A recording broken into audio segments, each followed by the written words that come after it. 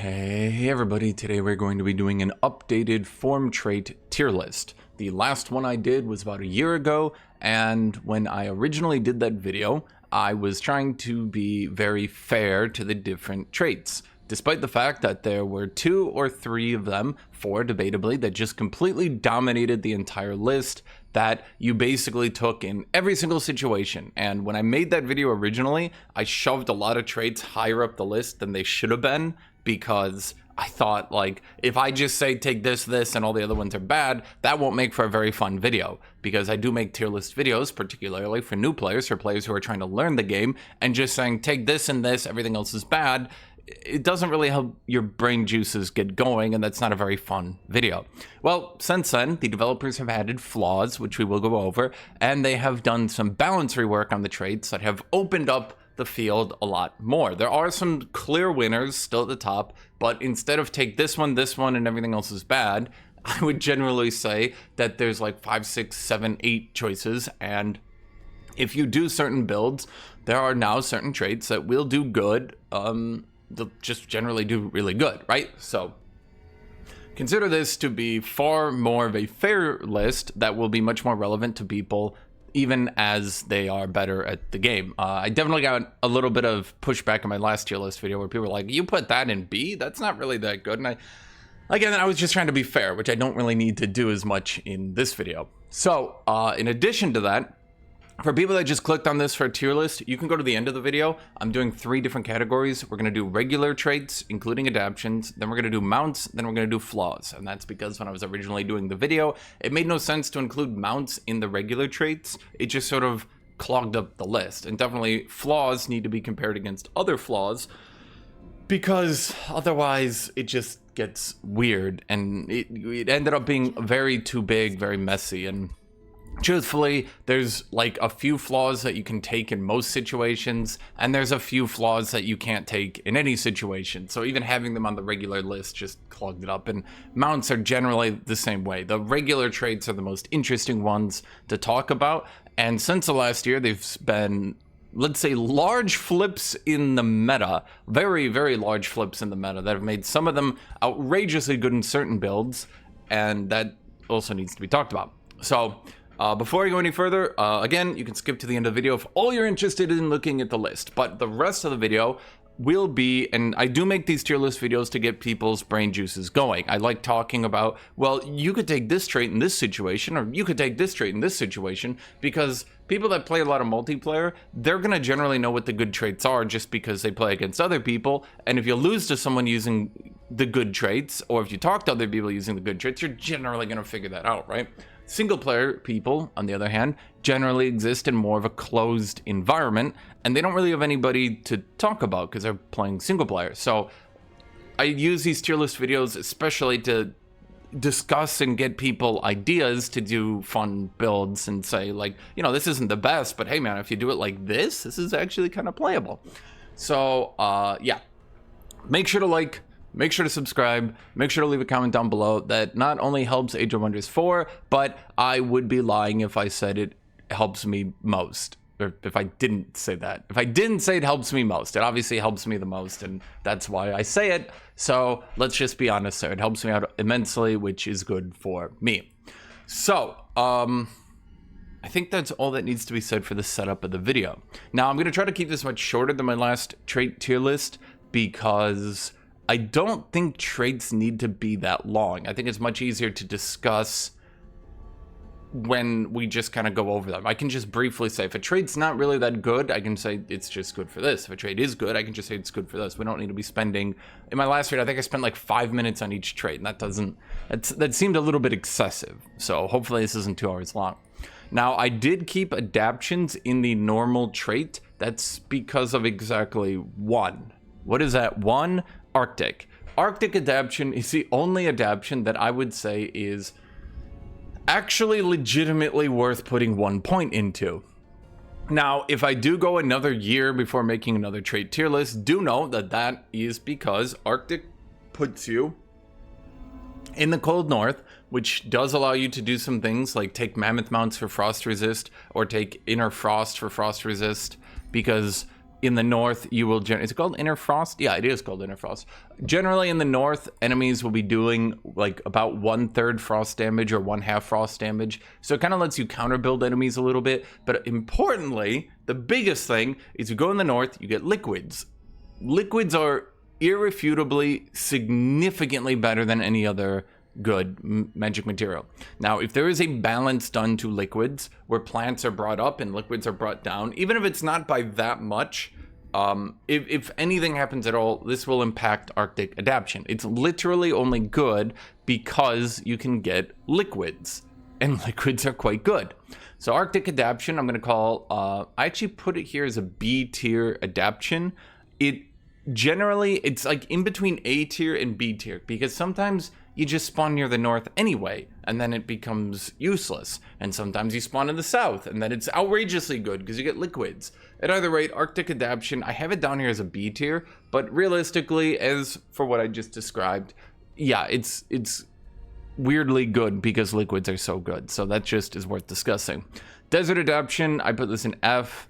There's not much that needs to be said about desert. Not only does it spawn you very frequently in these weird positions. So like here's the desert, it'll be like a blob over here, and it tends to spawn you right at the edge.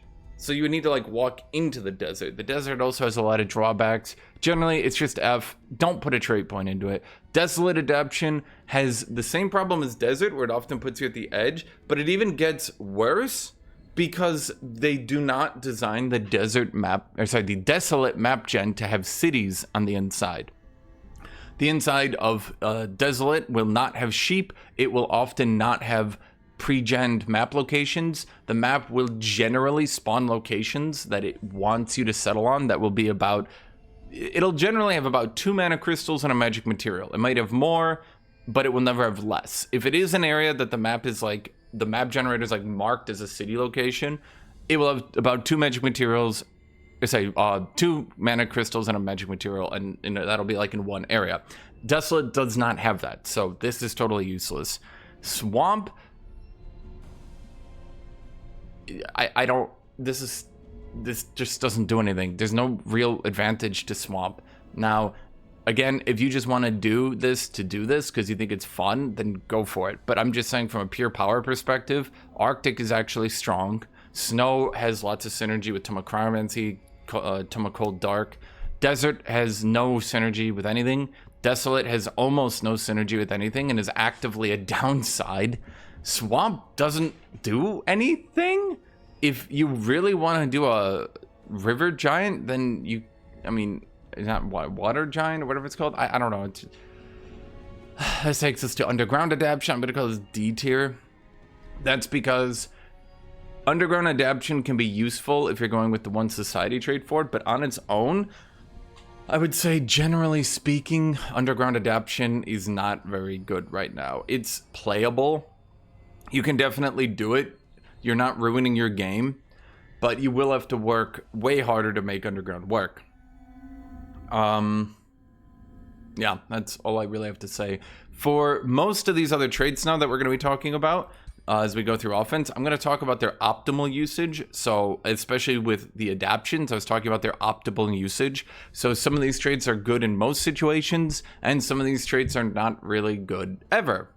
And because of that, if there is a build that can use it and do quite good, I will rate it highly. But do notice and do pay attention to the fact that I'm not saying pick this trait in every situation. I will note which traits are good in every situation. If a trait is just good in a certain build, I will say this is A tier, but only if you're doing this thing. Okay? Let's go through it then. Arcane Focus. I'm going to call this A tier. Why am I going to do that? Because if you're playing battle mages and you have magical lords and heroes, 15% more damage is really good. I know, I'm shocked by that too. This shouldn't shock anybody. As compared to Strong, Strong starts the game off a little bit stronger, but Arcane Focus will generally close the gap and then outscale it a little bit into the late game, but not by that much. Strong particularly has synergies with crit, I mean, as does Arcane Focus, but Strong starts the game stronger, and generally, even by the end of the game, it's still going to be giving you, it starts the game at about a 20% damage increase, and strong ends the game, even on like tier 4 Giga monsters, at like a 7 to 8% damage increase. So Arcane Focus does outscale it, but Arcane Focus doesn't affect your whole stack early game. So Arcane Focus, I'm saying it's good, and it scales well, and compared to strong, it's about on par. So Ceaseless Cacophony, there are some builds that can actually use this, and they're kind of funny. I'm gonna call this a B tier trait. This trait is ironically about as good as Tough is later on. It reduces damage by less overall than Tough, but it can screw up enemy turns and really mess with them, but it is totally random. If you do combine it with Misfortune, then you can get your enemies to a 60% fumble chance, and they will take damage from Misfortune even if they fumble on the Ceaseless Cacophony. And in addition, every time an enemy fumbles, they lose a little bit of morale. So Tough is, and we'll get to Tough later. I don't know why this is an offense. This should be in defense, but we'll get to Tough later. But generally speaking, Ceaseless Cacophony isn't that bad, simply because the other ones have been brought down. So Ceaseless Cacophony is doing pretty okay. Empowered by Magic, I believe I have this down here at D tier. Yeah, this is D tier. I think, in all honesty, I should just move this to F tier. I'm gonna move it down to F tier. There's almost no situation ever where I would ever take this. Straight up, this should be 1 point, and even then, I might not take it. 5 Strengthened is very easy to obtain. It's not hard. There's so many ways to get Global Strengthened that this is basically a non-factor. If you really want damage for 2 points, you could go Strong, and then you don't need to be hit. So, what's the point of this? Nothing more to say. Moving on. Ferocious. Let's call this C tier. I'm going to call it C tier, even though realistically, I would almost never take this. I would call this C tier because there are some builds now where retaliations can get quite difficult, but in order for Ferocious to do anything, it still needs your enemies to proc your retaliations. Now, again, there has been a new society trait, Visions of Destiny Materium, I believe. If you do combine Ferocious on Pyre Templars with the Visions of Destiny Materium, you can get Champion Pyre Templars with, I believe that would be 240% damage retaliating twice with First Strike. That's funny. I'm not sure if it's worth 2 points to do a late game build like that, but it is certainly funny. I think Ferocious would probably be better if it was 1 point, and maybe it was like 25% damage at 1 point, or maybe 30% damage at 1 point. Maybe that would be a little bit frustrating for enemies to play, but certainly at 2 points, it's just hard to justify 2 points into Ferocious. There are, again, some builds you can do. If you go with like Veteran's Pike on your Lord, then Ferocious combined with this. I mean, you know what I mean? Like, I'm putting it in C tier instead of D tier because I can conceive of some builds that could use Ferocious and be funny. Maybe not good, but funny. Keen-Sighted.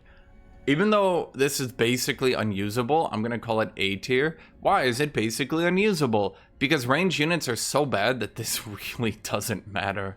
In addition to that, the best skirmisher builds actually have automatic hit abilities. Inquisitors can automatically hit every 3 rounds with their stunning crossbow bolt, and the Stormbringers automatically hit on their ranged attack as well. So the only skirmishers that would really care that much about this are early game skirmishers who aren't going to be dealing with accuracy issues, and slithers who literally can't get form traits. So if you are fighting an enemy who is going with a, what is that called? If you're with an enemy who went quick reflexes, then Keen-Sighted is not going to do much all game to help you. If you're doing mages, you're generally going to go Arcane Focus. And if you're going mages, you're going to have to go Athletics because otherwise they're stuck at 32 movement speed. Ranged units can go this because there are mounted ranged units and 40 movement speed range units. The Wind Zephyr dude. He actually had a recent change. Let me find him for you so you know I'm not making things up here. Where are you, Mr... Am I blind? Zephyr Archer. Zephyr Archer was changed to 40 movement speed, so he doesn't need athletics. And as for nature, the Glade Runner is an optional mount unit. Probably shouldn't be. My ideal of elves isn't really being on mounts, but I guess it's cool, I guess. I mean, it separates the two range units, but... So neither of these need, unfortunately, to... Well, I guess fortunately, definitely fortunately, neither of those range units need Keen-Sighted.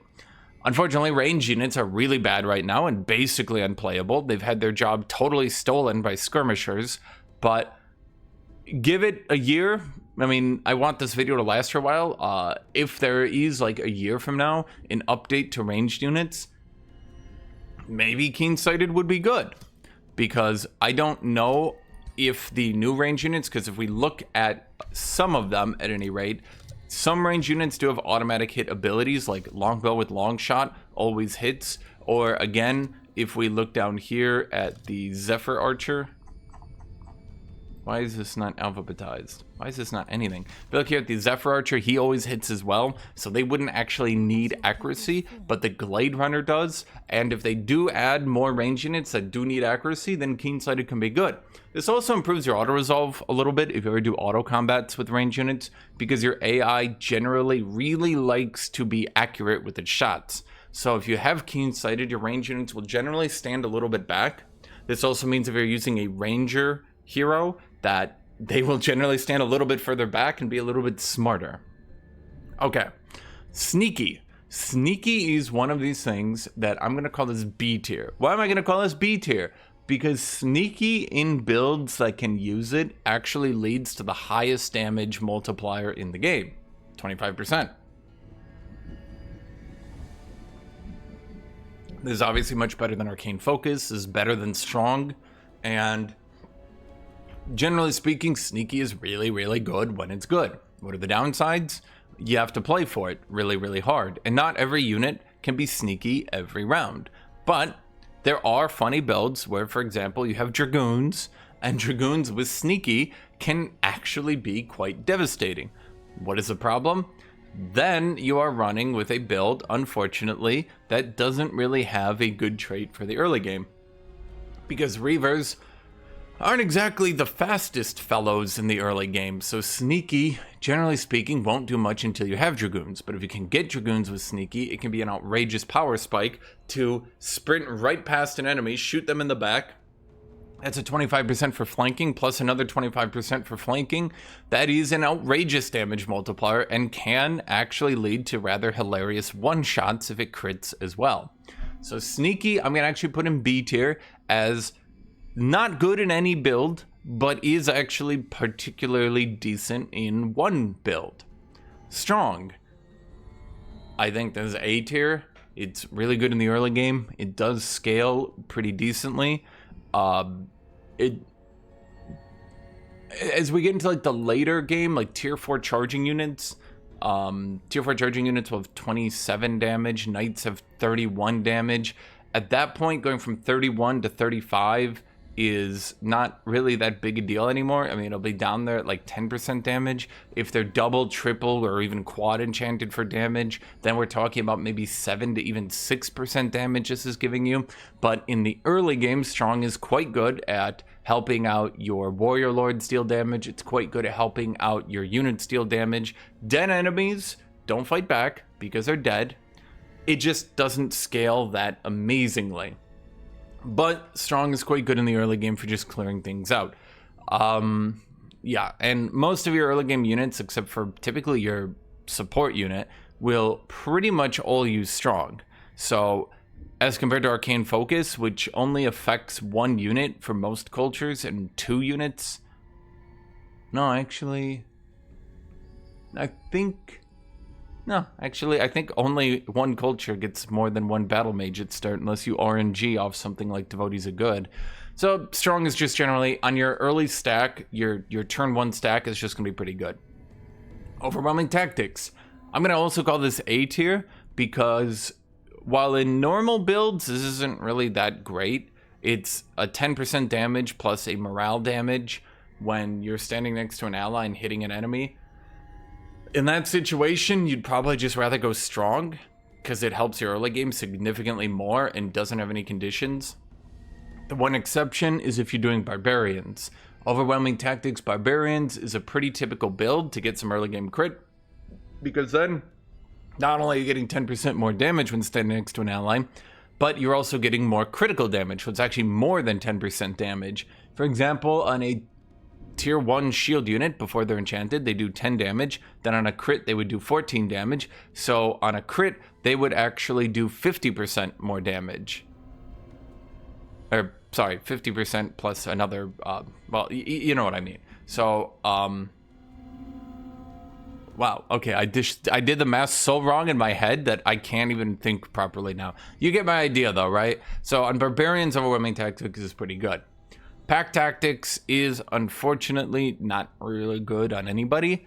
In order for this to equal out to things like Arcane Focus and Strong, you would need 2 enemies.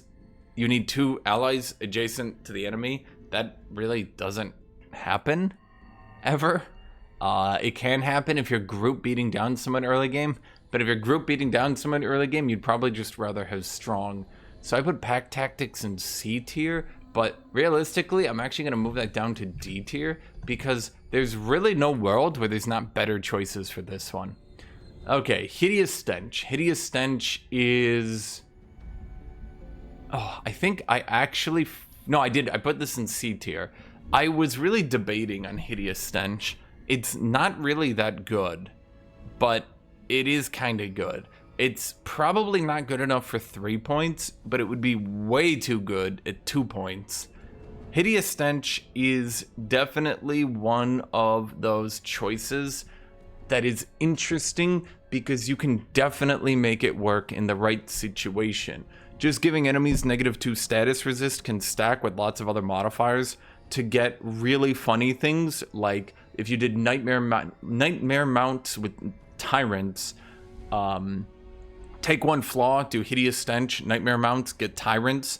The Nightmare Mount aura actually does stack, which is new to me, but it actually does. I don't know why it does. I don't think it should, but it does, and if it does, then it does, right? So if you lower the status resist by 2, and you can do some other funny things like, I don't know, Blizzard or anything like that. At any rate, you can get it to where that double morale hit can proc more often.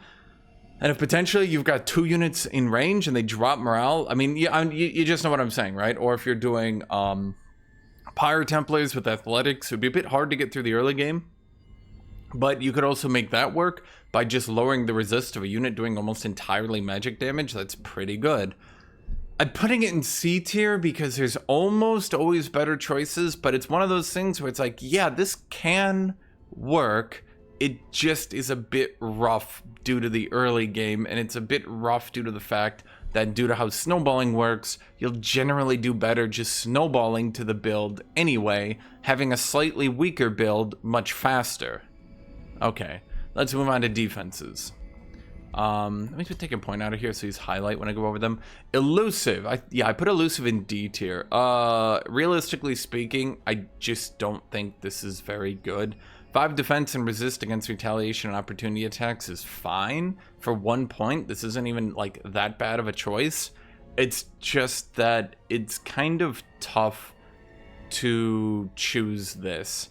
At the end of the day, one of your better tier 3 options for archers is like Glade Runner.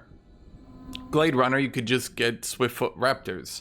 They're like literally the only unit in the game that's good with Swiftfoot Raptors, but I would rather have them at 48 movement speed with Slippery than put a point into Elusive to reduce the... Like, even with 5 defense and resist against a retaliation, I don't want to be taking damage. Taking damage at all is bad. So Elusive, you generally want enemies not retaliating against you and not taking opportunity attacks against you, and it is much easier to get to that point, either with things like summon Call Forth Titan of Earth, or with having charge units just knock them out of defense mode with their retaliations. Like, there's lots of ways to do that. You can blind them. At either rate, even putting 1 point down into something I should not be taking. And the thing is, 5 defense and resist, generally speaking, the units that would take these attacks of opportunity are going to be squishy anyway. I could see a situation where elusive could be good if enough people were doing what is that thing called, the Destiny, why can't I think of its name? Vision of Destiny Materium. If enough people were doing a Division of Destiny Materium to the point where I was like, wow, this is like super annoying, I gotta play against this, I could then see elusive being okay, but I'm pretty sure I would actually hit the resistance cap. It also depends on how it works against the Shadow Blades, because Shadow Blades removes 50% of your defenses, and Pyre Templars are notorious for getting Shadow Blades. So if this doesn't get reduced by Shadow Blades by being like an additional 5 resist no matter what, I could see it being like a decent 1-point hard counter. But that's like, we're really stretching here to be like, yeah, this would be good against this hyper-specific build over here. Okay, Hardy. In my previous trait tier list video, I called Hardy quite good. I think I have to downgrade it right now. What did I put this in? Did I not put it anywhere? I put this in B tier. No, I think instead of B tier, I'm going to put this into C tier. So, since the last time I did my trait tier list video, it's just generally come to light, let's say, that it's easier to do things like giving your dudes more experience and then getting them vetted up that way. And it's not to say Hardy is bad.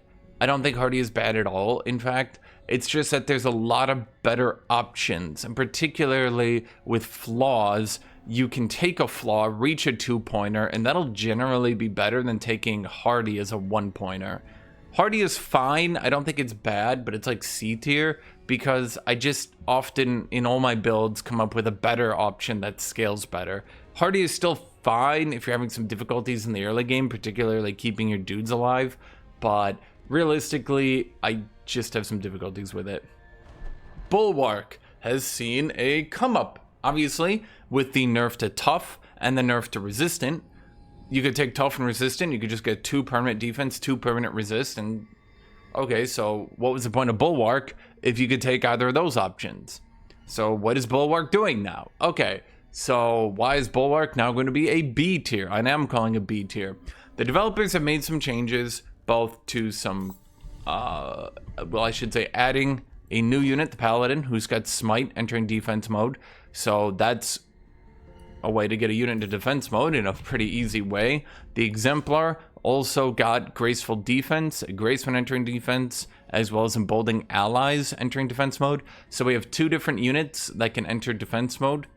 The Defender entering defense mode every turn is also a pretty decent build for him if you choose him as your lord. But more in particular, if you want to say exactly what happened, was Tomo the Construct. Cascading Command Defend was changed to be significantly easier to use and being way stronger.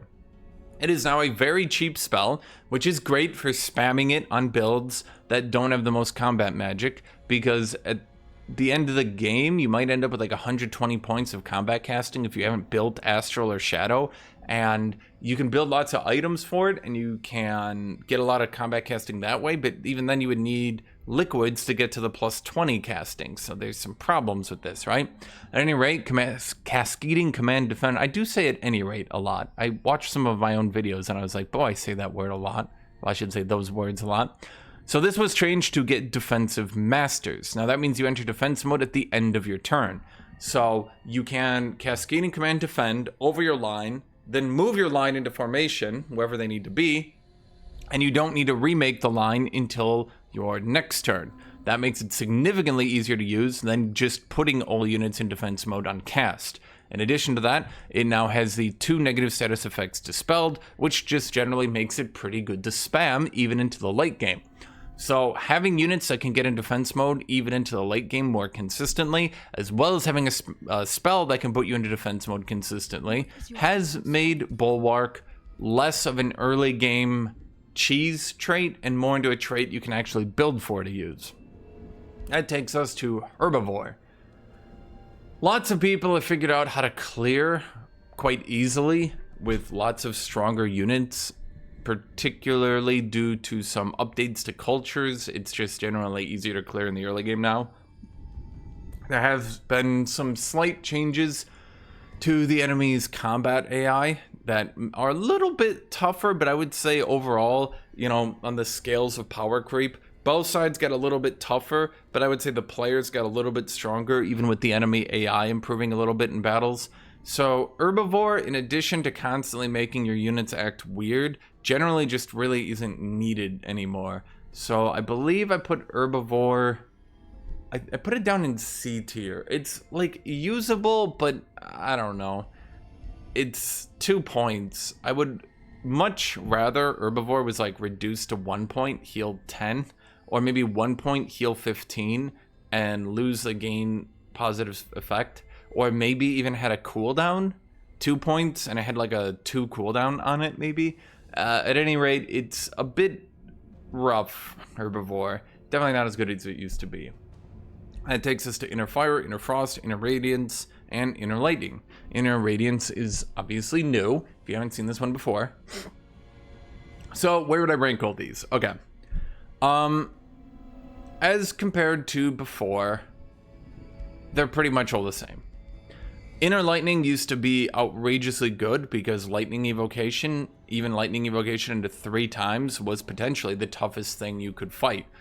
It was actually pretty common, particularly in multiplayer, for enemies to have 3 Lightning Evocations. That has since been changed, and Lightning is no longer the most common damage in the game. Might, at this point, be Frost due to Tome of Cryomancy. At any rate, there's generally no damage type that I would say is the most common, outside of maybe Spirit Damage due to the latest DLC. But even then, even with Spirit Damage being more common, I would say that it's much easier to get Spirit Resist through Tomes. So if you are dealing with Spirit Damage, you don't need Inner Radiance. Now, they did receive a little bit of a buff where if you ever go with these damage return effects, across the board, they all now ignore resistances. So it does mean enemies will always take 3 damage with these, with any of them. I do believe these always ignored resistance, though. So generally, I just called all of these B tier. If you can guess what your enemy is doing, they're going to be pretty strong. But, yeah, I think Inner Fire I put as the least. I put Inner Fire at C tier, and I put the other ones at B tier. I just think fire damage is ironically not that common anymore, particularly because spirit damage has taken a lot of the map away. And with Chaos Tomes being at an all-time low, if you ranked all the tomes, they would be like, you'd have like the 5 affinities and then Chaos. And because of that, Chaos and its fire damage tends to not really be around.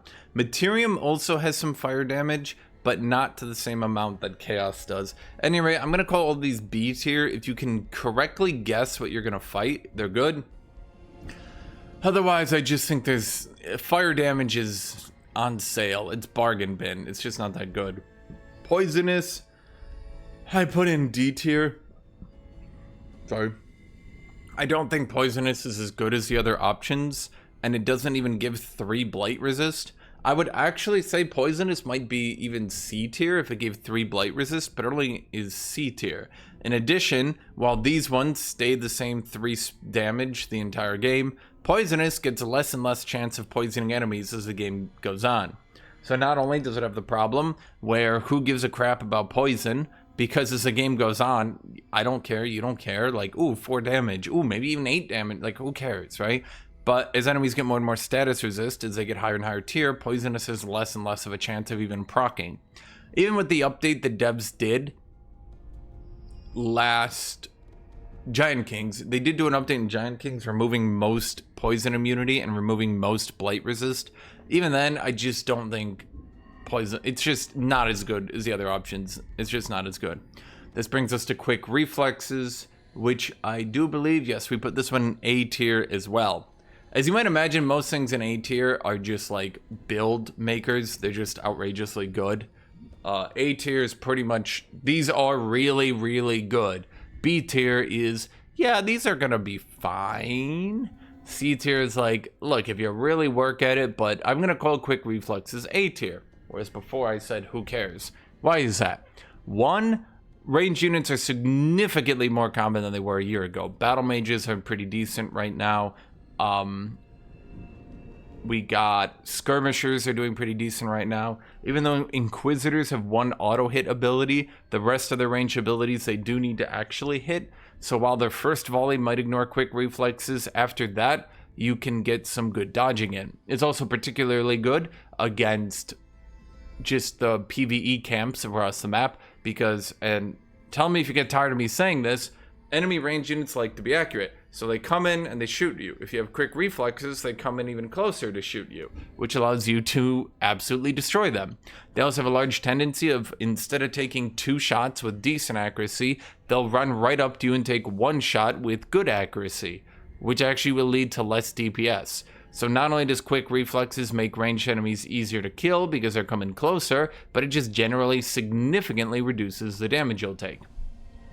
That takes us to resistant, which I think, resilient. Resilient, I put down here at, did I put this at C tier? Even C tier, I think, is a little bit too lenient towards it. Why is that? Most of the best debuffs in the game are going to be lasting 1 turn anyway. Things like Insanity, Berserk,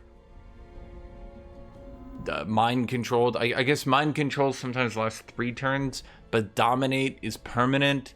So -1 turn is not really the biggest deal, and a lot of effects these days just ignore status resist. In the permanent war between trying to apply debuffs and stacking status resist to ignore that, it seems the devs finally gave up, and most effects these days that are worth having just don't even interact with status resist.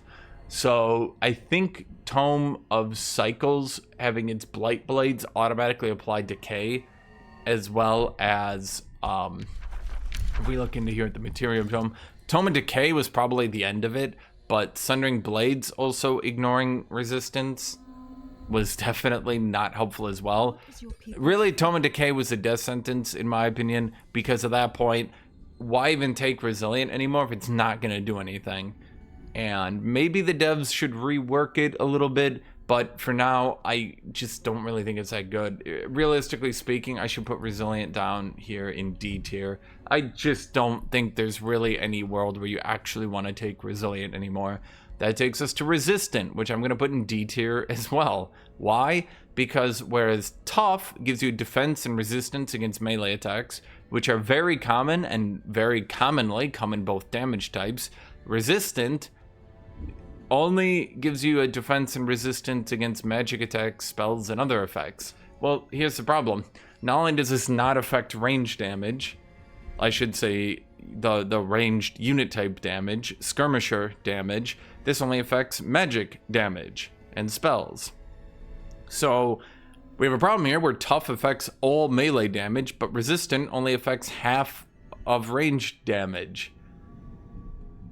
Only the battle mage side, not the skirmisher, the ranged unit side. And whereas melee attacks will frequently come in both damage types, magic attacks tend to only come in magic damage. So you're effectively putting 2 points into getting 1 resistance against magic. That's not a good use of your points. I think at this point, resistant could be changed to 1 point and it would be totally fine. Tenacious, I'm also going to call A tier, although there has been a new spell tome added into the game that gives you the Tenacious effect. I would say overall that combining Tenacious with Tome of the Horde is still a very powerful way for many different unit types to get really high damage. That's really good on ranged units, that's really good on battle mages. I've even seen some builds do it with some other funny things. Now, while there is a tome that gives you the Tenacious effect, and there are chariots to completely ignore it, I still think if you use Tenacious with Tome of the Horde, it ends up being quite powerful. It also makes a lot of enemies, when they do AoE you, get surprised when you're like half health or even quarter health units suddenly chunk an enemy for 50 damage on their round, and you're like, okay, wait, what? So I would say Tenacious overall not too good. In specific builds, quite good. Tough. I think I actually forgot to list Tough here. I definitely did. Tough, I'm gonna call A tier as well. This is the last of the A tiers. All the A tiers are like, yeah, this is pretty good in basically any build that can go for it. I think... No, it's not the last of the A tiers. And actually, no, they're not good in literally any build. They're just good in the builds that are good for them. Like, you'll generally see these traits in good builds. Let's put it that way. But please don't go arcane focus on your Warbraids and be like, but you said it was A tier. Okay, so tough. Most enemy melee units are going to be quite common in the early game. As you're clearing out camps, melee is way more common than ranged, way more common than magic. Unlike resistant doesn't make enemy magic users do anything different, whereas quick reflexes definitely makes them act like morons. Tough, on the other hand, just generally reduces the damage you take, and generally it's pretty good at reducing the damage you take, and generally it scales pretty good. Tough just reads you take 10% less damage from melee, and when you look at it from that perspective, it's a pretty decent trait. To have your entire faction take 10% reduced damage from melee is pretty good. Now do remember that is quite literally how defense and resistance takes. For every point in, you take 10% reduced damage. So if you have 5 defense, you take 10% reduced damage, then 10% reduced damage, then 10% reduced damage, then 10% reduced damage, then, you're not going to believe this, 10% reduced damage. And if you add another defense, you're going to take, you'll not believe this, 10% reduced damage. 1 point in defense and resistance will always give you 10% reduced damage until you hit the cap at any rate. So I'm going to call tough A tier because it's generally good in every situation. Not always the best choice, but if you have 2 points lying around, it's pretty good for keeping you alive and helping you clear out better. Defensive tactics. We're going to call this a B tier. Why are we going to call this a B tier? Because I would just generally say that while good, while pickable, and while having situations where you can pick it, it does tend to get screwed up in auto battles. Sometimes your AI just won't use it properly. And it means that particularly in the early game where you might only have 5 or 6 units fighting, it's much harder to just stand in a line. You might have a warrior who wants to get a flanking hit in. You might have a range unit that wants to get off to the side to get a better accuracy shot. You might have another charge unit who's trying to get it on his side. You might have a support unit who's got a triple AP move, so he can't move before they cast it, so then they don't. So at any rate, defensive tactics can get screwed up a little bit. The longer the game goes on, the better it gets, I would say, overall. And the more, if you play out every battle, it's definitely going to be a bit better as well. But not everybody likes to play out every battle, and not everybody wants to have to play out every battle to get the most use out of their traits. And defensive tactics, I would just call it B tier, because tough generally does the same job. Defensive tactics is obviously better in an ideal situation, and I would say it has definitely become a good choice. I just feel in my heart that tough is the one to take by default. But I would say tough and defensive tactics do compete with each other. Both because defensive tactics is just the tough icon 3 times with little spears on it, so they're fighting over using the icon. And 2, because they're generally trying to do the same thing, right? Just defensive tactics can do a little bit more, but have more drawbacks. Now, again, even into the late game, you will have units that are flanking, or you will have units that are just on their own, so defensive tactics isn't even perfect into the late game. But I would say, again, the longer the game goes on, the better it gets. This takes us into utility. Adaptable, I'm going to call A tier. Now, I would never have called adaptable A tier 2 years ago, so why am I calling it A tier now?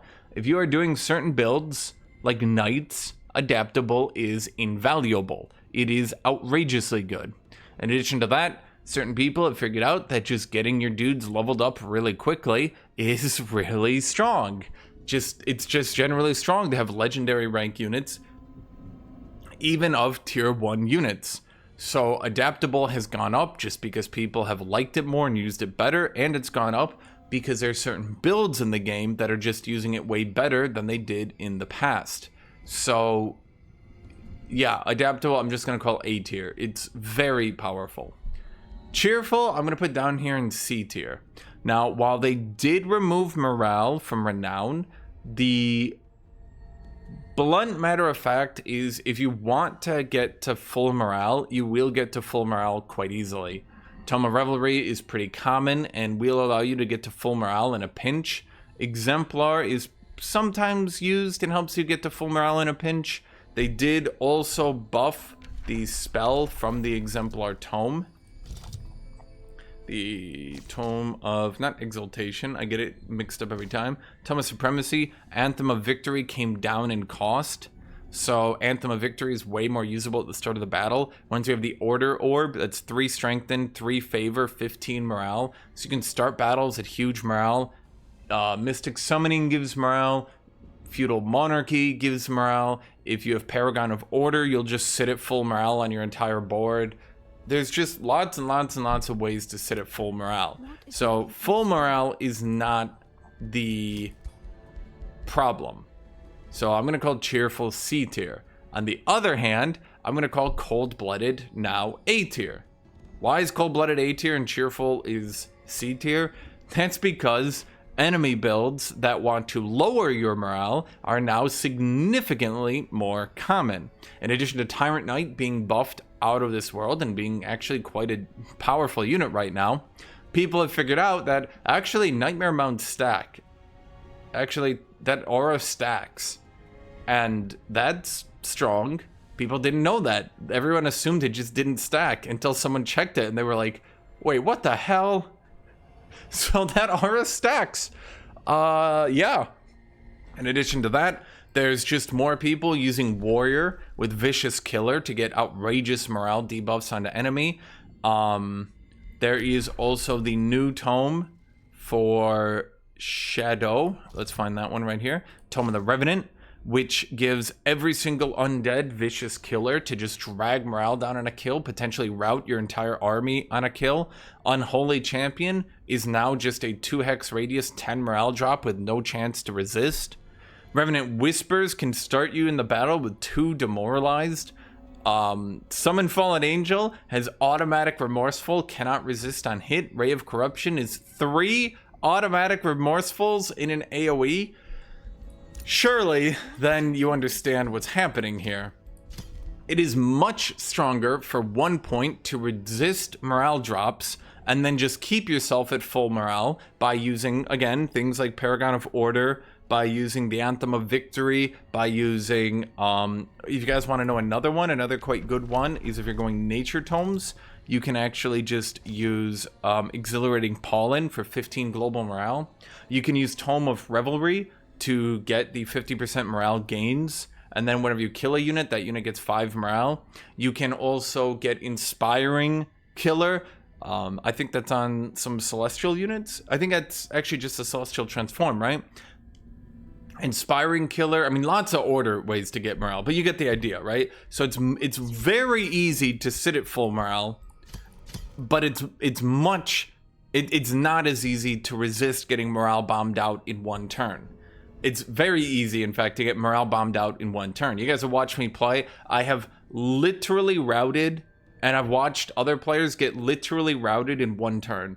Just 1 turn, full, like, well, I shouldn't say full morale. In 1 turn, their starting morale to gone, off the field. Chain route, every unit leaves the battle. I've had that done to me. I've had that done by other players to other players. I've done that to other players. So Cold-Blooded, A tier. Very good to drop 1 point into it to just shut that whole thing down. To just go, no morale bombs. You can't do it. It's gone. Cold-Blooded stops it. Okay. Sharp Eyes. What did I put this in? D tier? I would have put Sharp Eyes down here in F tier, actually. My tier list, I did not make this so well. Sharp Eyes is not good. I don't... If this was 3 vision and sensing, I would see some builds putting a point into it. At 1? 1 vision? Not even 2. No.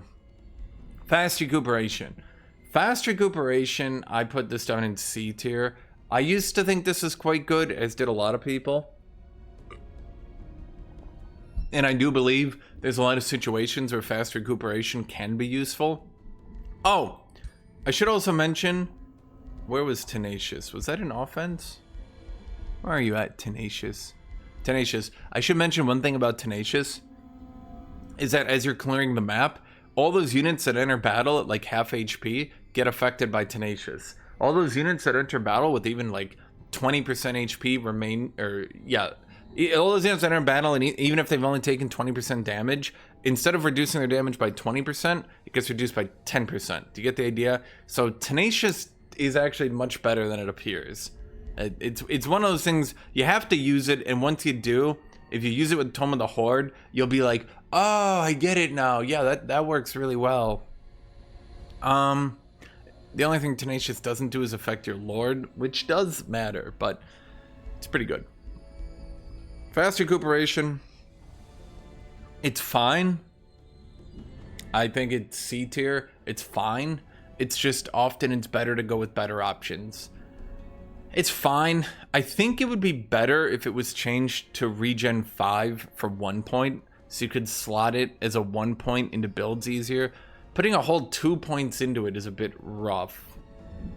Maybe if it was even changed to something else entirely, like, I don't know, maybe 2 points, heal 10, and get 5 max HP, something like that maybe. It's fine, it's just I always find something better to do. So yeah, light-footed, oof. Okay, so if light-footed was 1 point, I could definitely see a lot of builds using it to just prevent themselves from getting blocked. At 2 points though, there's no world where I'm putting 2 points into light-footed. I'm sorry, it's just not worth 2 points. So I put this down in D tier. It's just, it doesn't do enough. Now, the only S tier of all basic trades, of all of them, the only S tier I'm going to say is athletics. As people have gotten better and better at clearing the map, and as people have realized that 32 movement speed is just too slow to be useful, athletics has become less and less of a choice and more of something you kind of just have to do. Now, there are builds that can go with no athletics. There are builds that can play maybe with Mount Masters, but the problem is athletics is basically invaluable because it makes you move faster in combat, which is pretty good, and it makes you move faster on the world map, which also is pretty good. I think basically every faction does start with 32 movement speed. I don't think there's any culture that has 40 movement speed at start unless you go Mount Masters. And I think that the problem is, in particular, while some builds can get away without Mount Masters, there are some builds that unfortunately cannot get away without Mount Masters. Without athletics. So if we look at Materium Affinity here, and we look down at Transmuter, 32 movement speed. When we look at Geomancer, 32 movement speed. If neither of these have athletics, they will be very, very slow on the world map, and that will suck. So, unfortunately, there are a lot of worlds where you are just going to have to go athletics. Barbarians are notorious for going athletics. Battle mages need athletics. Battle mages could start on Mount Masters, but at the end of the day, Mount Masters won't affect your tier 4 units, so it does have a limit. Having 3 points of a trait not affect your late game would be bad. So you can't go any special mounts if you're doing battle mages, because that would be bad. So you could go Mount Masters for 1 point, but then I guess that's 1 point that doesn't affect your late game, but then you're still running into the issue of like, why not just go athletics, because then that affects your late game. So athletics I'm going to put in S tier because there's just a lot of builds that literally can't be played without it. I think the best thing the devs could do at this point is to redo the movement system a little bit. Instead of 32 to 48, so that fast units don't have a 50% movement advantage, which is ridiculous. I think I should make the movement system 36 to 44. Even the gap a little bit at both sides. Mounted units should remain the same movement outside of combat, but on the world map, it's basically unplayable to be sitting at 32 movement speed. You will feel the difference. It will be night and day, and you will think to yourself like, oh my god, like how have I been playing without this? So that takes us to mounts.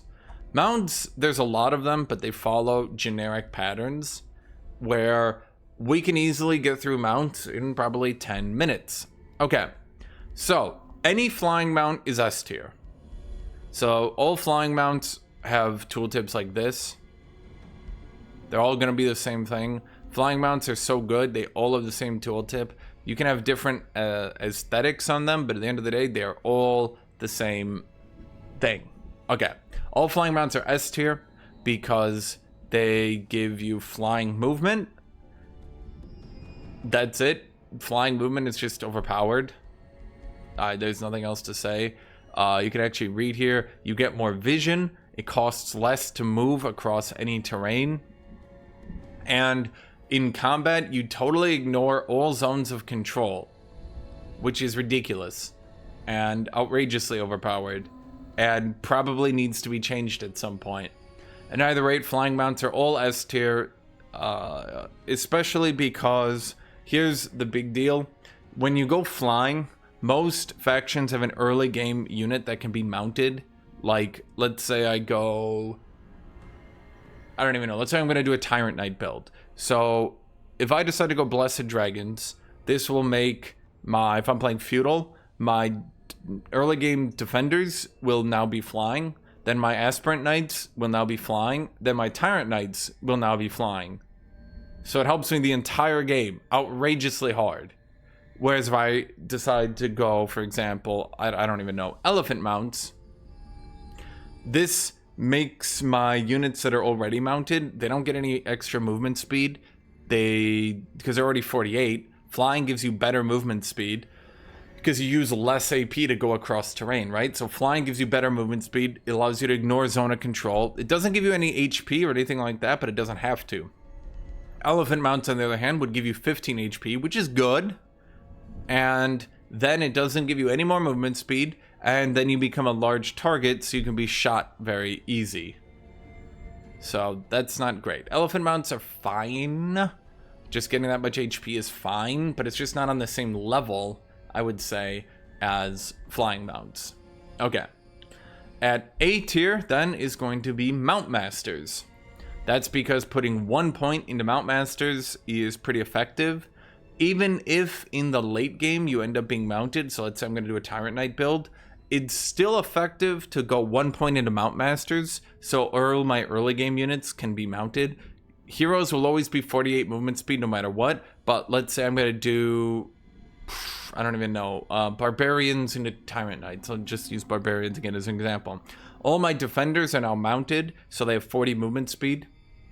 So I grab 1 point in Mount Masters. I get 1 point that doesn't affect my Tyrant Knights, but only 1. So as compared to Athletics, instead of spending 3 points that doesn't scale, here I'm spending 1 point that doesn't scale. And I'm getting the same result, except for the fact that polearms will deal a bit more damage to me. Which does suck, sure. I don't believe the cavalry, yeah, this doesn't do anything. So, Mount Masters I'm going to call A tier. Generally useful, especially like if I'm doing a feudal build, chuck 1 point into that. Your Defenders and Liege Guard will be mounted, and at the cost of only 1 point. So your Liege Guard, they won't keep up with Knights because it'll be 40 movement versus 48, but they will be mounted at all, which helps them. Okay, I'm just going to go down the tier list on this one because it's just much easier to do it that way. At B tier, we have Chariots. Now, Chariots aren't as good as flying, but they do have a lot of advantages. One, you only ever have one unit, ever. This is a hard one. The model itself. Oh, I should also mention flying mounts generally reduce your units in the squad. So flying, you'll generally be at 3 units, or say 2 units in a squad, whereas if you're on regular mounts, you have 3 units in the squad, which makes you easier to casualty out and reduce your damage. So flying does have another unique advantage on that one. But chariot mounts give you a little bit of HP, which gives us a slight advantage versus flying, and you ignore all casualties forever. It says right here, outright immunity to casualties. No matter what you do, you cannot take casualties in that squad, period. Now you're going to ask me, well, does that stack with Tome of the Horde? Yes, because you are immune to casualties. I assure you, there is no way to get casualties with a chariot. It is literally coded. The model is too big to have multiple units in there. You will only ever have one, okay? So don't worry, you will only ever have one. I'm gonna call chariots B tier because they're one of the only mounts that it's good early game, it's good mid game, it's good late game. If you're going with a Tyrant Knight build, if you're going with a Knight build, this is good for Knights. You're a chariot with a lance, it doesn't really make sense. Being on a horse would actually be better for that, but no, actually the chariot is better. So all your optional mounted units get buffed, all your units just get buffed. It's good. Okay, that brings us to Nightmare. Also, I would say in B tier. Simply because Vicious Killer is pretty good. You do eventually, if you're doing Tyrant Knights, you will eventually get the Undead Resentment buff that will give you Vicious Killer anyway. That, I don't know if Vicious Killer stacks. A lot of these buffs actually stack, and everybody assumed they didn't, but now people are learning they do, so that's kind of making it awkward to learn this stuff, because it's like, oh, wait a minute. So I don't think Vicious Killer stacks, but I do know Intimidating Aura, for some reason, stacks. So you do get 5 HP, which is nice enough. You get Vicious Killer, you get Intimidating Aura, and you start with the Ruler and a Nightmare mount. So this is pretty easy to morale out enemies, because particularly at tier 3, you will then get 2 Intimidating Auras. That also means you don't need to wait till tier 4 to get Vicious Killer. Vicious Killer, I assure you, if you combine that with Intimidating Aura, and you combine it with the, what is our tome called?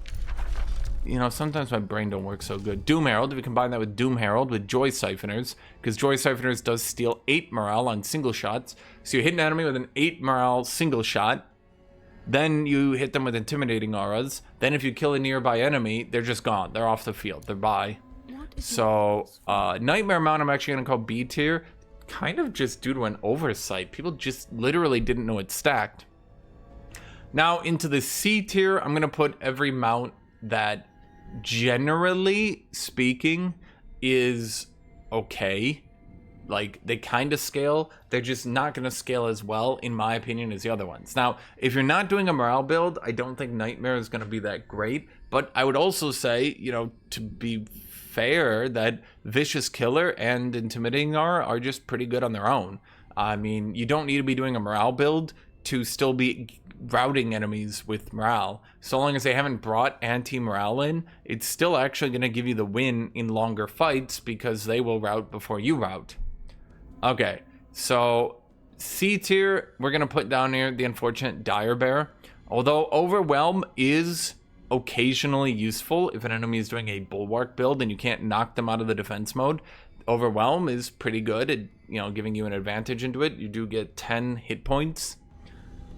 Unfortunately for our dear Dire Bear, this just isn't really comparable to flying. It's 3 points and you do get 10 HP, so it's not too bad if you're trying to do a thematic build. Like, basically anything in C tier I would say is fine if you're trying to do a thematic build. The only issue is just that it's not gonna scale as well, okay? So Dire Bears are fine and do have a soft counter to Bulwark builds, but Bulwark builds are basically, let's just say they're not that common. So you're countering what exactly? A dude trying to make shield units work? Although it would probably be Pyre Templars, so yeah. This goes to Dread Spiders. Dread Spiders are fine. They ignore the effects of slowing terrain in combat. Now this does help you counter the skirmisher builds, because a lot of skirmisher builds, not all of them, but I'd say like skirmisher builds have a 50-50 shot of going Tome of the Storm Herald, even if they're not going to be going and using the Stormborn, sorry. Even if they're not going to be using the Stormbringer, skirmisher builds love to use Downpour, because the swamp combat tile is practically unplayable if you're not flying and not swift. This gives skirmishers who are swift and are generally fast on foot a pretty large advantage. Downpour Also slows flying units. That's one of the balance changes. So it slows flying units, which is pretty strong. So if you're not flying, it counters you. And if you are flying, it counters you. So downpour in skirmisher builds is like a really annoying way for your enemies to just be like, neener, neener, haha, you fucked idiot. So, I would say Dread Spider is maybe a little bit better than the other ones. We'll see. The web ability is also decent. It gets +2 damage per unit rank. Now it is physical ranged. That does mean it stacks with Tome of Zeal. If it gets crit augmentations, no, those don't work. Doesn't stack with Tome of Revelry. Barely stacks with anything. I think if they maybe made it base physical ranged, it would be a little bit better. As for now, its damage is going to start decent and then fall off a cliff. Even though it went from 12 to 20 damage on a rank 4 unit, rank 4 units are going to be hitting really hard. And I feel like this kind of needs a little bit of help making it scale a little bit better. It's been a while since spider mounts have been really that common. They could use a little bit of help, right? It wouldn't be, in my opinion, like it would be a big buff to make it base, but I don't think it would break the game, so to speak. So, at any rate, web is fine. I would say the HP and Swift are already decent. Not great, but decent. The web ability can be good if your enemies are trying to do a weird, janky formation. Then web reduces the amount of retaliates they get, which can be useful. It also can be useful to remove their hastened, but it can also just be useful if your enemies are doing skirmishers or other weird, funny builds that the web can hit a little bit further. So if they're just perfectly spacing you, you can run up and web them. You can hit immobilizes, which are quite good, but the chances aren't that great. 60% reduced by status resist. I mean, this is going to be like a 20% shot, right? Not really that great, but the automatic slow does give you a bit of leeway. So Dread Spiders are fine. That's why I'm putting them in C tier. They're like fine. I would only say there's 2 mounts that aren't really that fine. This brings us to Elephant. Now, a little known thing about elephants, they're quite large, so they will reduce the amount of units in the squad. I do believe you only sit on 2 elephants, not 3. I do believe that one is true, 100%. It also gives you 15 hit points. It makes you a large target, which sucks, because, you know, fighting skirmishers now becomes very difficult. But the thing is, you're already cavalry, which is countered by pole arms. So all large target does is you take 40% damage, now you still take 40% more damage. If you're fighting knights, you go from taking 40% more damage to still taking 40% more damage. So if you're willing to roll the dice, large target literally actually has no debuff. 15 hit points is not bad. Having Juggernaut on everyone isn't too bad, but I do believe that this allows... I think this makes them crush Flora pretty often, so you can't actually get your cavalry to hide on Flora to get accuracy reduction. So the only problem with elephant mounts is you are saying range is gonna beat me down. Okay. Graceful Judges are fine. Touch of Grace is fine for getting a little bit of extra healing every battle. It does reset, again, every battle. So if you take like 3 fights in a turn with PvE enemies, you will get Grace 3 different times. Problem is, as we start reaching the later and later and later game, it becomes less and less useful to get 1 stack of 10 healing. Personally, I think I would like it if Touch of Grace was maybe like a 2-turn cooldown. So it scaled a little bit better. Like, I get what they're going for, but I just don't think it scales good enough.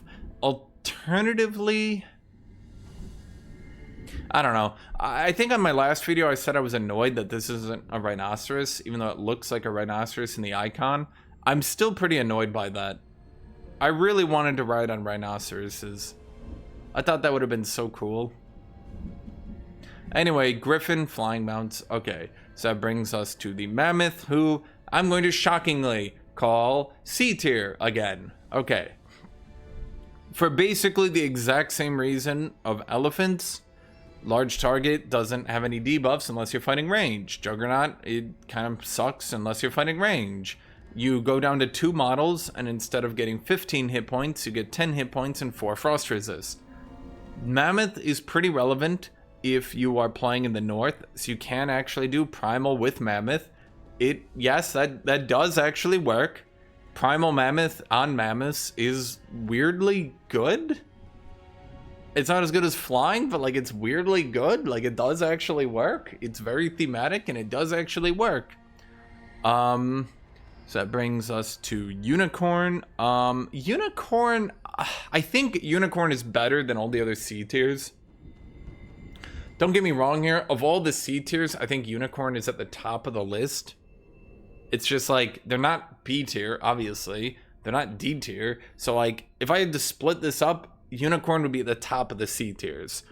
The phase ability doesn't really give you any advantage up until you end up locked in combat. At which point, every single unit of cavalry you have being able to phase allows you to ignore enemy retaliations, always jump on their supports, always jump on their heroes in the back, always get into little pockets that you want to hit enemies. Phase gets better and better and better as the game goes on. It starts off and it doesn't really help you because you either move 6 or you move 6. So it's not really that big a deal. But again, the longer the game goes on, the more ignoring enemy zone of control becomes important.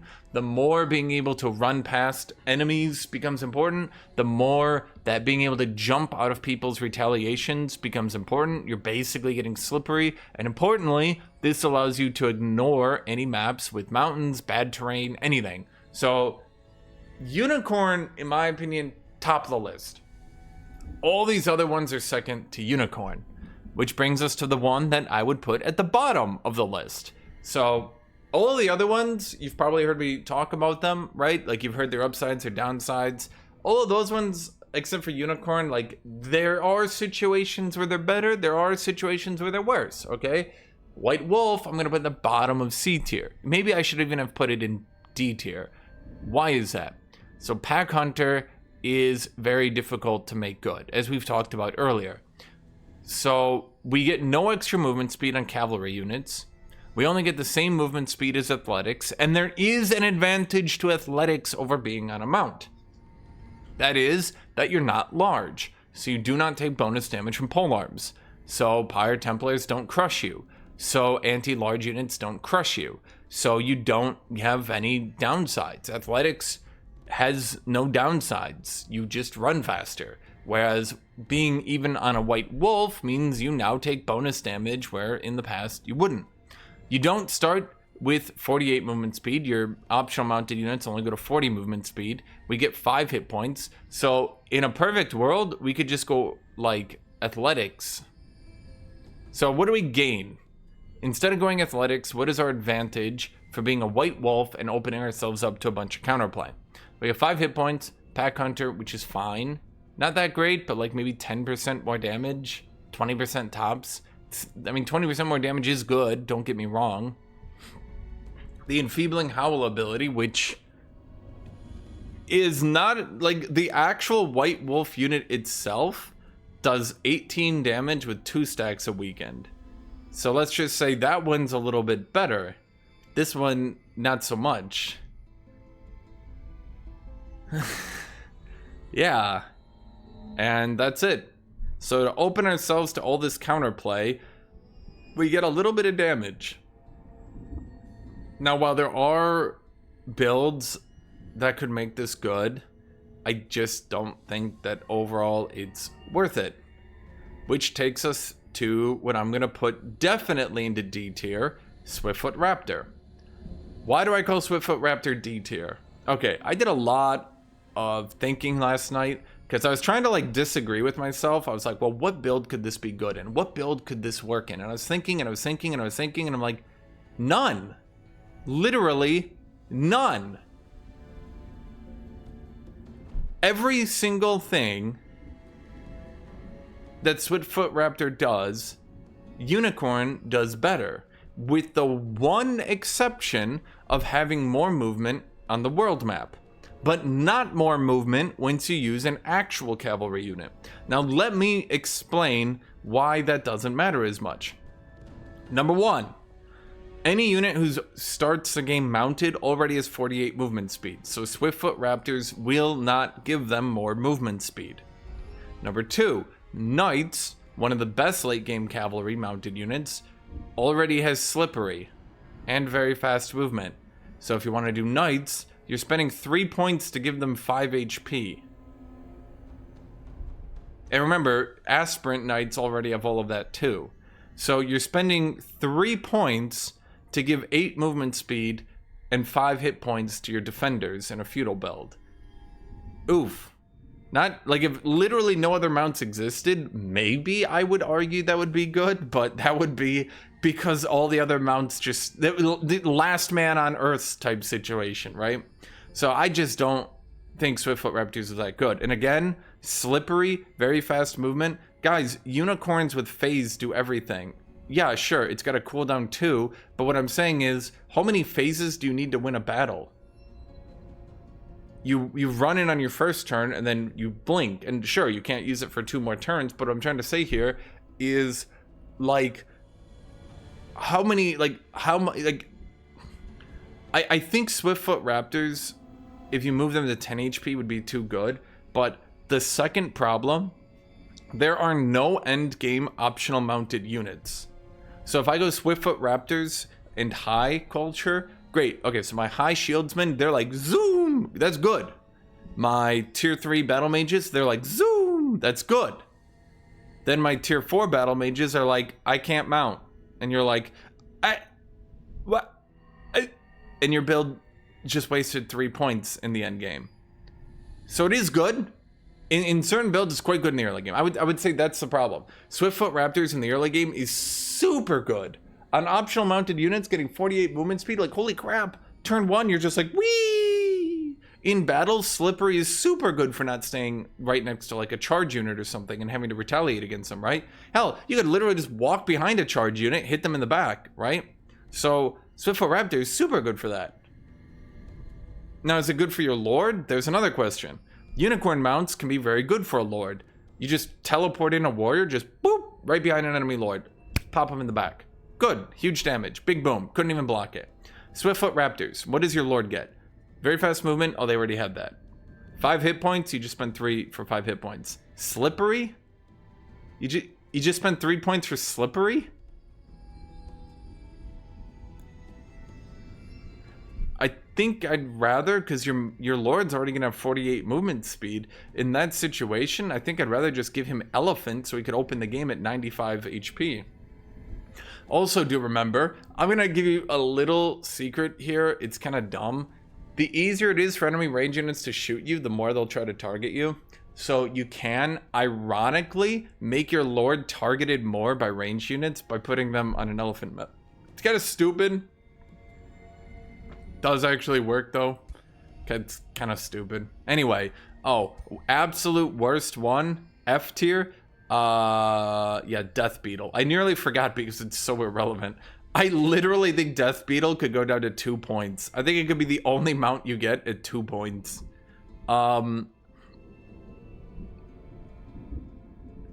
Adjacent enemy units sustain 10 damage, then this unit moves to target Hex and gets defense mode. Does it at least give them automatic weaken? No, it gives them percent weaken. Maybe if it gave them automatic 2 poison, but then it doesn't scale. So I think maybe if it scaled, maybe if it did like 2 more damage for each unit rank. So like, if I put this on a tier 4 unit, maybe it would do, would that be 4/4, so 18 damage. And then I entered defense mode and I did 2 automatic poisons. Like, you see what I mean? Like, we would have to make this thing like 5 times better for this to be good. Other than that, do we start very fast? No. Do we get flying? No. Do we get more HP than 5? Nope, only 5. Do we get anything? Nope, we get Pestilent Escape, which moves us a little bit. I mean, it was just 3 tiles. If this left us with an action point, I think it would be good. It'd be like a jank version of the unicorn mount. but then we would leave defense mode when we attacked. I guess if it was like defensive masters, so you enter defense mode after teleporting, I think that would be better. If it was like this, but with defensive masters, so you could like teleport to a hex, hit someone, then enter defense mode, that would be decent. But like you see, that's not what it's doing. You have to look at what it's doing. It's doing not a whole lot. So I'm gonna go as F tier. Aesthetically, I think it's quite cool, actually. I think that it's one of the cooler traits, in fact, in the game. If you actually pick them and we choose a culture, like you can see, like it looks kind of cool, right? Like giant beetles, you're riding giant beetles, and they walk, they go tick, tick, tick, tick, tick, tick. You can kind of like annoy your enemies who are afraid of insects for some reason, but I don't think beetles have ever been annoying, have they? Beetles are more like, I guess I've never really seen beetles. I don't even know where they hang out. I don't think I'd be afraid of a beetle, though. They're not exactly vicious, or at the very least, I don't think they're known to be vicious. Anyway, you get the idea, right? Like, they're cool looking, they're just not very good. Okay, let's move on to flaws. As you might imagine, there's a flaw with flaws. Some of them are completely unusable. Some of them can be used in certain builds for a free point. Which is which? You probably figured it out. Okay, so, flaws are in their own category. I'm gonna put careless in the A tier. Not S tier, but A tier. I would say most of the time I would go careless. Most builds can freely go careless. Now, if in the future, the balance changes here, and this goes to -2, -2, in that hypothetical future, I would not say careless is free anymore. In this reality, where it is -1, -1, this is pretty much a free use. Yeah. There's practically no downside to it. You could argue that, like, in PvE, it makes you a little bit more hittable, because, like, your shield unit runs up, goes into defense mode, enemies run up, hit him, he gets whacked. But generally speaking, it's not really that big a deal, and you're getting a free trait point to work with, so that's gonna be quite better. So I wouldn't quite put it in S tier. It's not like the original Coward, where like, yes, take this in every build, there is no downside. But I would say that Careless is basically a take in every build, unless you're doing defense mode. So like 90% of builds are probably gonna take Careless. This brings us to Coward. I'm gonna put Coward in B tier. Originally, it was morale losses increased by 25%. That's it. Now it's morale losses increased by 25%. Morale gain is reduced by 25%. That is quite abusable and can cause you to rout off the battlefield in one turn against a morale bomb build. But with how much morale you can gain and how quickly you can gain it, particularly if you're doing like an Order Undead combo, it really isn't that big a deal. It can be detrimental and it can cause you to flee the battlefield too early, but it's not that big a deal. I'm gonna put this in the B tier, where I'm not sure I would just free take it. I'd be like paranoid that somebody's gonna screw with me, but it's like these two are the ones you really want to be going for. Uncooperative is horrible. I'm gonna put this in D tier. I've used uncooperative a lot, and it does have a hidden debuff that, well, what is a hidden debuff? The 10% fumble chance stacks. Every adjacent ally gives you an additional 10% fumble. While at first this seems possible to deal with, I don't even, like, the 10% feels a lot more than 10%. I think there's some really jank math going on here. Every time I've used uncooperative, my auto battles turn to shit and everything is just miserable. And my actual battles that I play out, I'm fumbling all the time. Not just 10%, it's like constant. Every time you fumble, you lose morale. So in a weird way, this starts playing out like Coward, where you're just gonna start fleeing off the battlefield. There's just something wrong with it. Weak Constitution, I'm gonna put at C tier. Shockingly, I think it's better to go Weak Constitution than Uncooperative, and Weak Constitution is terrible. Why is that? Because there are builds, shockingly, that can rely primarily on just using summons. And summons don't get your traits. And if you're using melee summons while being a ranged lord, you generally won't get hit. This does mean that your starting stack is doomed to death, which is why I'm just putting it at C tier. Dooming your starting units to death isn't great, but on the other hand, you can get this for a free point if you're doing... I know Dragon... actually wait. I know Giant King gets your traits. Does Eldritch Sovereign? Actually, I don't know that one. Huh. I play so little Eldritch Sovereign, I don't actually know that one. But at the very least, if you're doing Eldritch Sovereign, even if he did get weak Constitution, it wouldn't really matter. Just take weak Constitution, summon down some Astral Wisps, which needs to get nerfed. Then summon down some, I don't know, Snow Spirits or something later on, and boom, weak Constitution doesn't matter. You don't care. Like, what does it matter? Your hero's in the back, and he's the only racial unit. So, ta-da!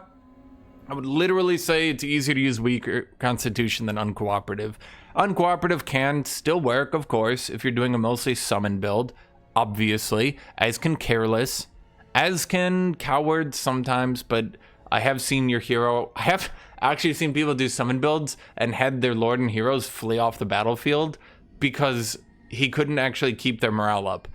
Coward does guarantee you will flee off the battlefield in an even battle. Like, this isn't something... Even if you have things like Inspiring Killer, Coward is actually pretty rough right now. I think they balanced it pretty well. So it is an actual flaw, okay? Now, the two I'm going to say are, like, why would you ever do this? Are vulnerable to magic and vulnerable to physical. Why would you ever do this? This is like, if you're bored with the game and you're trying to do a challenge run, great, take these two. I guarantee it will make you a challenge run, okay? But if you're not trying to do a challenge run, why would you do this?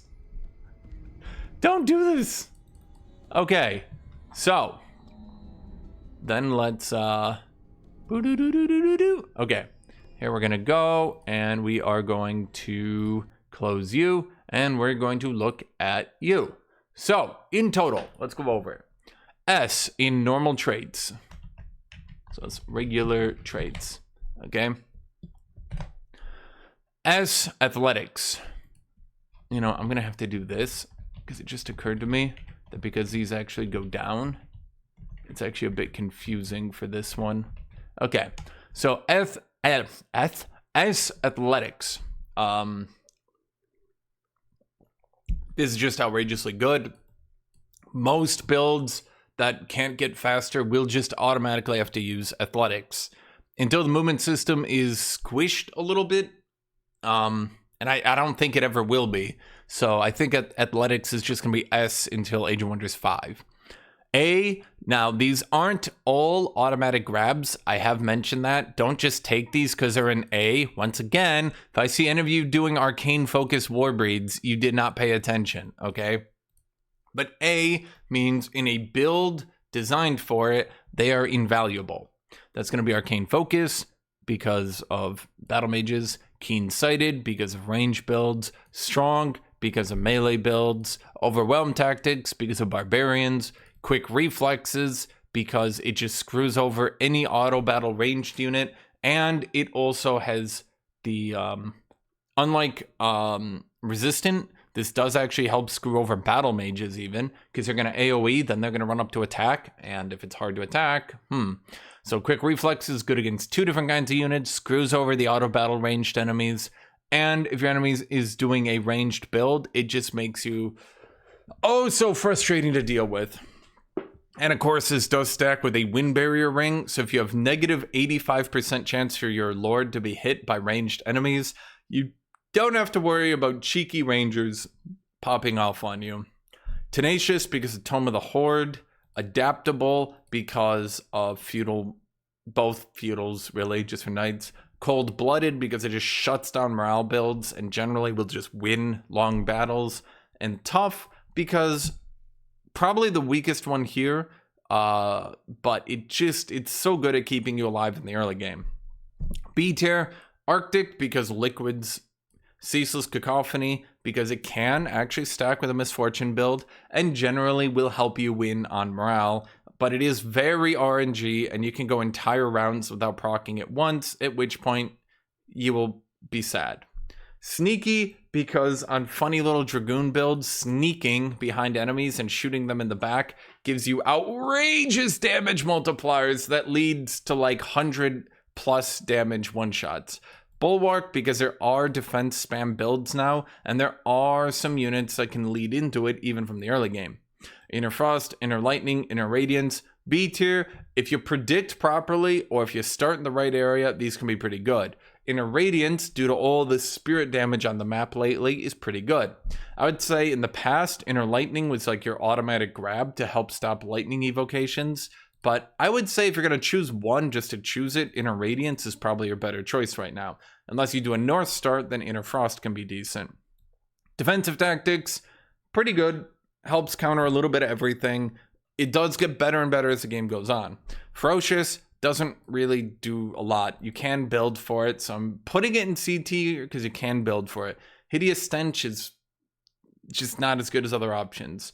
Herbivore makes your units act weirdly in auto battle, and even if you're using it, it's good for keeping you in battles, for taking multiple battles each turn, but it does fall off eventually, and if you're doing auto battles, it can make your units act kind of dumb. Inner Fire, because I just don't think there's enough fire damage left in the game. Cheerful, because just take Cold-Blooded. Fast Recuperation, because it's good. Maybe I should put Fast Recuperation in B, but I just haven't really ever felt like I wanted it anymore. Hardy, because 8 HP just...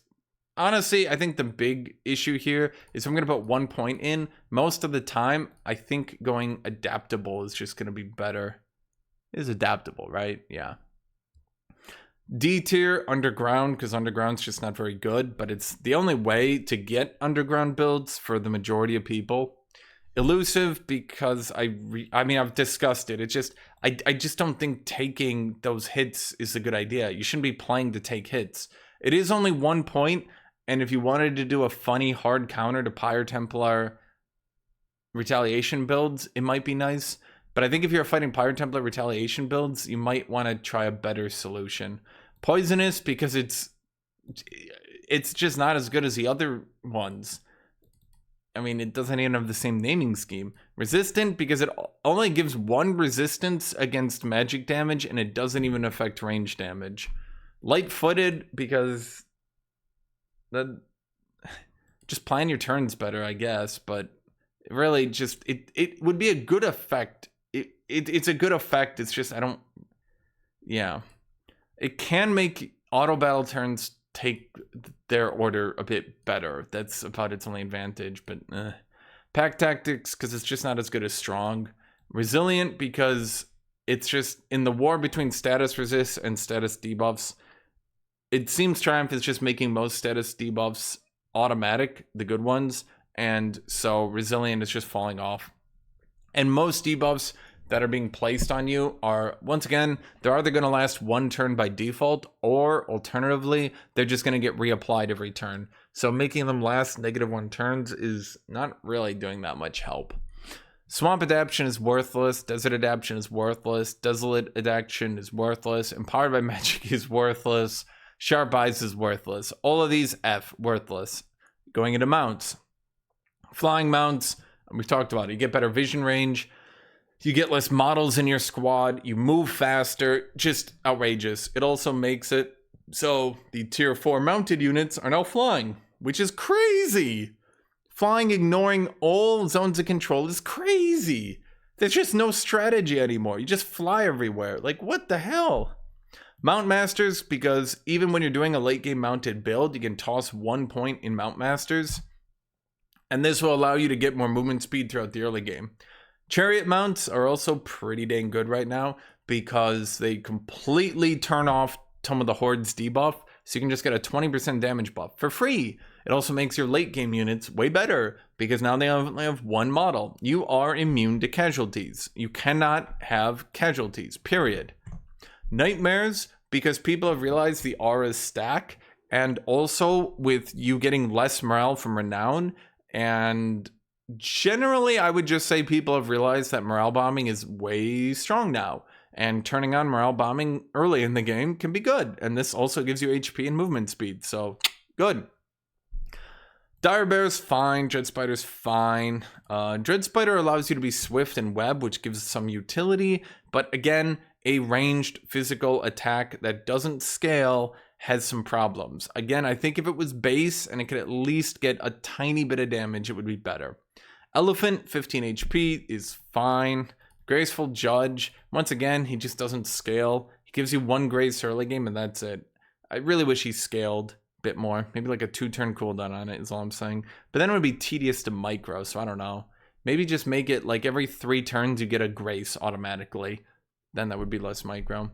Mammoth is basically side grade elephant. Unicorn, okay, the 2 cooldown can mess you up, but at the same time, just being able to, at a whim, be like, poof, I'm right next to their hero with 3 charging units, like jab, jab, jab, and he's dead, right? So Mammoth definitely, Unicorn definitely has, I would probably call Unicorn the best of the B tiers here. White Wolf is probably the worst of the B tiers. It's really hard to get going, and it's one of the only ones I think the downsides aren't really worth it, I would say. Swiftfoot Raptor at least is like a really good early game. White Wolf, I'm actually going to put White Wolf down here. I think Swiftfoot Raptor at least has some decent enough early game, but like White Wolf, his special ability is just, it's literally worse than just going into defense mode sometimes. Swiftfoot Raptor is like, he's really good early game, and then the second you reach late game, he falls off a cliff. He barely helps your actual tier 4 mounted units. He gives 5 HP to Knights, and that's literally it. And to Tyrant Knights, he gives Slippery and 5 HP. That's not that amazing.